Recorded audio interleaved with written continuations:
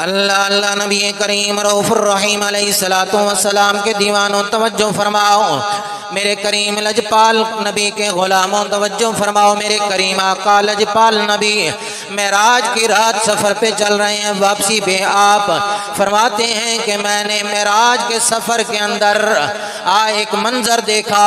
उस मंजर का तज़किरा मेरे और तेरे करीम आका ने किया, बड़े प्यारे अंदाज में किया।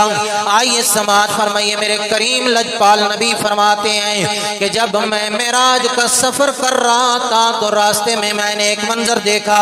या रसूल अल्लाह, वो कौन सा मंजर देखा? मेरे करीम लजपाल नबी फरमाते हैं कि मैंने एक समंदर देखा। वो समंदर इतना वसी है, उसकी मिक़दार रब्बे कायनात जानता और कोई नहीं जानता। मेरे करीम नबी के दीवाने तवज्जो फरमा। मेरे करीम लजपाल नबी ने उस समंदर की मिक़दार का अंदाज़ा बताने के बाद फरमाया कि अब उसका दूसरा मंजर समाअत फरमाइए। मेरे करीम लजपाल नबी ने फरमाया, जब मैं उस समुंदर का नज़ारा कर रहा था तो मैंने देखा उसके किनारे पर एक नूरानी शक्ल के अंदर एक परिंदा फरिश्ता तशरीफ फरमाए। फरिश्ता परिंदे की शक्ल के अंदर नूरानी शक्ल में मौजूद है। मैंने उस फरिश्ते को देखा, उस फरिश्ते को देखा। उस फरिश्ते को जब मैंने देखा तो उसके 70,000 नूरानी पर हैं। अब मेरे करीम लजपाल नबी फरमाते हैं कि जब मैं उस परिंदे को पूरा देख लिया, पूरा नज़ारा कर लिया, हुआ क्या, एक तरफ से आवाज आई सुबहान अल्लाह।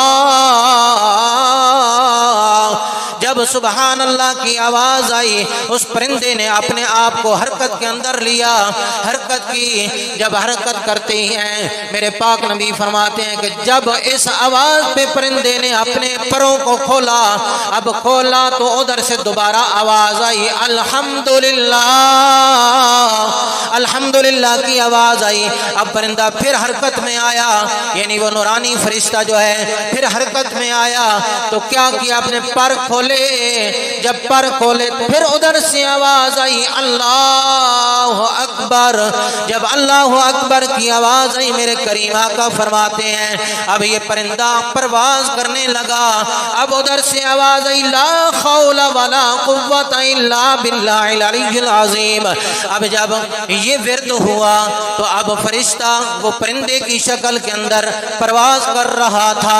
मेरे करीम लजपाल नबी फरमाते हैं अब परवाज करते करते उस फरिश्ते ने क्या किया कि उस समंदर के अंदर गोता लगाया, और गोता लगाने के बाद जब वो परिंदा बाहर आया, वो फरिश्ता परिंदे की शक्ल के अंदर बाहर आया, तो मैंने क्या देखा, उसने अपने परों को झंझोड़ा और कतरे टपके। तो नबी करीम सल्लल्लाहु अलैहि वसल्लम फरमाते हैं कि जब वो कतरे टपके तो उन कतरों से रब्बे कायनात ने एक एक फरिश्ता पैदा फरमाया। रब्बे कायनात ने क्या किया, उस 70,000 परों वाले फरिश्ते के उस परों से टपकने वाले कतरों से 70,000 उस परों से जो कतरे टपके उनसे फरिश्ते पैदा फरमाए। मेरे करीम लजपाल नबी ने फरमाया कि वो फरिश्ते जो पैदा किए गए वो सारी कायनात के लिए नहीं पैदा किए गए थे, बल्कि वो पैदा उस शख्स के लिए किए गए हैं जो शख्स सुबहान अल्लाह, अल्लाहु अकबर, अल्हम्दुलिल्लाह, ला हौला वला कुव्वता इल्ला बिल्लाहिल अलिय्यिल अज़ीम का जिक्र करता है। तो इस जिक्र करने वाले के लिए रब्बे कायनात ने उस फरिश्ते के परों से पैदा होने वाले फरिश्तों को इसकी मग़फ़िरत के लिए क़यामत तक के लिए उनको मुकर्रर कर दिया। तो ये जो जिक्र है ये कोई आम जिक्र नहीं है जिस जिक्र में हम बैठते हैं, या हम सुबहान अल्लाह कहने पे कितना वक्त लगता है, अल्हम्दुलिल्लाह की तस्बीह पढ़ने पे कितना वक्त लगता है, अल्लाहु अकबर की तस्बीह पढ़ने पे कितना वक्त लगता है, ला हौला वला कुव्वता इल्ला बिल्लाहिल अलिय्यिल अज़ीम ये इस तस्बीह को पढ़ने पे कितना वक्त लगता है।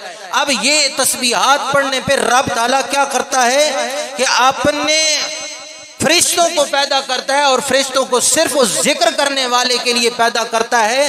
तो वो फरिश्ते सिर्फ एक दिन के लिए उसकी मग़फ़िरत की दुआ नहीं करते, बल्कि क़यामत तक के लिए उसकी मग़फ़िरत के लिए वो फरिश्ते दुआ करते रहते हैं। तो ये हम इन महफ़िल के अंदर जब आते हैं तो यहाँ से ऐसे नुस्खात लेकर जाया करें। ये आपको मैंने एक मुख्तसर वक्त के अंदर एक नुस्खा दिया है कि अगर आप इसको अपनाते रहेंगे इंशाअल्लाह अज़ीज़ मरहूम व मग़फ़ूर के दराजात के अंदर भी बुलंदियाँ पैदा होती रहेंगी, अल्लाह ताला उनके दराजात को भी बुलंद फरमाता रहेगा। और आप जो जिक्र करते रहेंगे तो इस जिक्र की वजह से आपकी मग़फ़िरत का जरिया बनता रहेगा।